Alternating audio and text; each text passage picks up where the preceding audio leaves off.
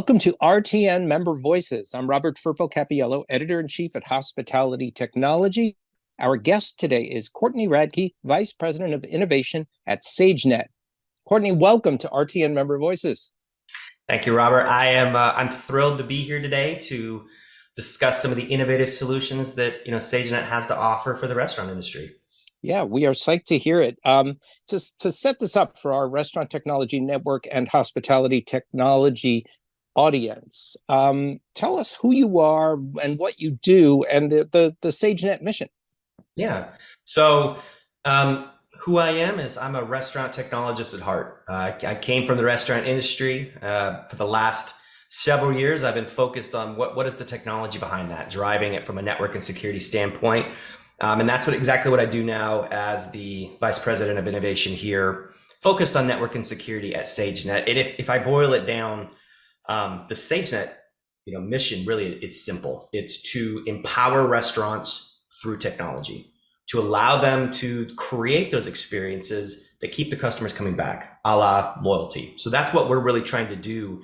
And that's through kind of three areas of that cutting edge network, the security, and the digital, and wrapping that all into that package. But also by creating avenues to help restaurants navigate the technology landscape, and allowing us really to be that trusted advisor that makes sure that the technology isn't just deployed for technology's sake, that it's driving towards something, a goal, driving efficiency for these organizations, and allowing them to create new revenue streams that allows them to what? It allows them to reinvest back into the business, to use that technology more effectively. So that's what we do. Sagenet is at its heart a technology company, and what we focus on is creating those custom, those made-to-order solutions that restaurants need, while still maintaining that standards-based, that templates-based approach that scales. But as I'll kind of articulate on, my goal is really to be that organization that understands the why behind the what inside of technology. Yeah, nice. And so many of the things you're articulating are it's so aligned with what we're trying to do at Hospitality Technology, bringing that kind of message to restaurant operators, that kind of empowerment. So I know our audience is eager to hear from you. A lot has changed in our industry, almost like whiplash, in the literally last 12 months. We're eager to hear your take on current opportunities and challenges that restaurant technologists are facing. Yeah, I want to kind of, level set and take it back a bit before we talk about kind of the new. It's that we look at the new, but we need to make sure that we're maintaining or moving forward what was before we look at what is going to be happening. So a big challenge I see is that increase in the demand for new, exciting digital experiences, that the rise and continued rise in online ordering, application usage, mobile apps, that's not stopping, right? And now it's, how do I bring that into the forefront of the in-store experience? We liken it to, that phygital experience, creating the digital asset out of your physical locations. How do they own more of that experience? A lot of restaurants have felt like maybe they've lost a little control to third party, and so they're now trying to take a little bit of that back. How do I gain more control? How do I own more of that experience for the customer?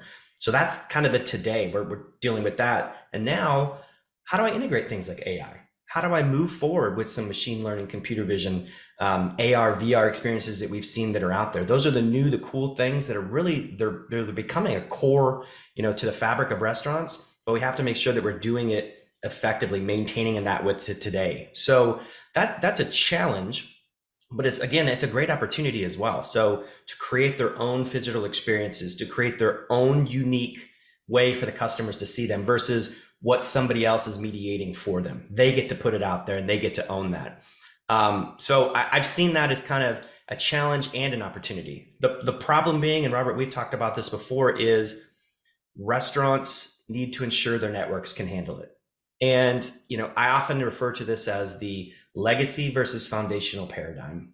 A lot of times restaurants know, or they find out very quickly, that their networks are foundational. Everything that they do, everything that they're trying to do to deploy the day-to-day of right now, what they're trying to drive, and then all of the new.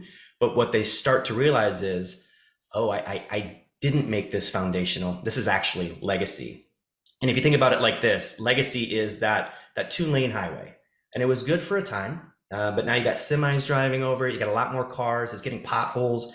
It's getting congestion. It's stymieing innovation. What we're driving towards, and what legacy infrastructure needs to turn into foundational, is it's that expressway. It is the 6-lane superhighway that allows for continued innovation, allows for growth, allows for more things to go over that highway. But you go to any big city, you can even see that expressways get clogged up too. So now that expressway is working in tandem with all of the other public infrastructure around it: trains, planes, automobiles, boats, what have you. All of it is designed to make sure that we're not stymieing that growth, that we can move forward digital innovation. So that's I feel like it's been that was a challenge, but it's also shown a light and an opportunity. That organizations now have a hyper focus that any technology that they're deploying has to drive operational efficiency, has to enhance the customer and employee experiences. And this is probably why we've seen a whole lot more of franchisors looking to add more technology fees into the franchisee community, because I think that's a great thing. We need this technology growth.